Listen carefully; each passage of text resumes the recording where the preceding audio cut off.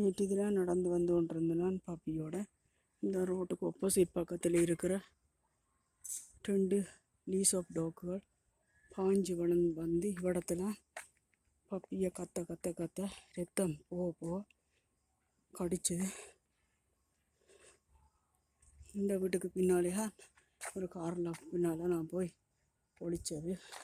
இந்த பப்பியோட என்னடா இந்த லீஸ் ஆஃப் டாக் 2 காட் டாக் இது முழுக்க தெரியப்படுக்கிட்டது. நார்மலாக காட் டாக்குகளோ லீஸ் ஆஃப் டாக்குகளோ இங்கே எல்லாம் பண்ணுறதில்ல, சில குறிப்பிட்ட இடங்கள்லாம் அவையில் விடுறது. ஆனால் அவங்க மெட்ரோ ஹவுசிங் ஒன்று சொல்லி அநேகமாக அதில் இருக்கிறார்கள், லோ இன்கமில் இருக்கிறார்கள். அது வீட்டு ஏரியாவில் இருக்கிறதில்ல. எங்களோட ஏரியா கூட இப்படி என்று கேட்டால் ரக்ஸுகள், கருப்பின மக்கள், முஸ்லீம்கள், கயனிஸ், பிலிப்பைன்ஸ் அப்படியானாக்கள், நாட்டுக்கு புதுசாக வந்தவர், ஸ்டூடெண்ட்டுகள் கூட உள்ள ஏரியா. அதனால் கோவிட்டுக்கு பிறகு பயங்கர குப்பையும் ரக் அடிக்டும் அப்படியா இருக்குது இந்த ஏரியாவில் இருக்குது.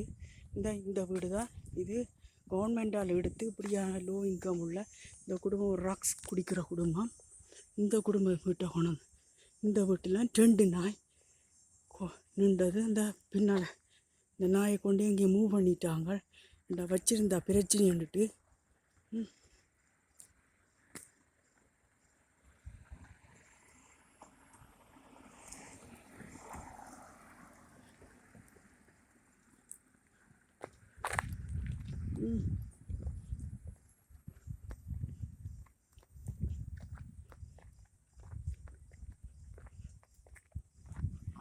ரெண்டு நாயை வச்சிருந்த பிரச்சனை இங்கே கொண்டு ஓடிட்டாங்க.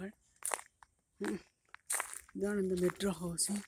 இதில் இருந்து நான் எப்படியே க்ராஸ் பண்ணி வந்து அந்த அவடத்துக்கிட்டவா இது முழுக்க திரிஞ்சுது. இந்த குடும்பம் ட்ரக்ஸ் அடிக்கிற குடும்பம். ஒரு 20-25 பேர் இருக்கிறாங்க. அவ்வளவு ஒரு மோசம். பாப்பிக்கு டாக்டர்கிட்ட கொண்டு போய் ப்ளீடிங் போய் இரவு முழுக்க நித்திரம் இல்லாமல் பயங்கர கஷ்டப்பட்டு. இதான் அந்த குடும்பம்.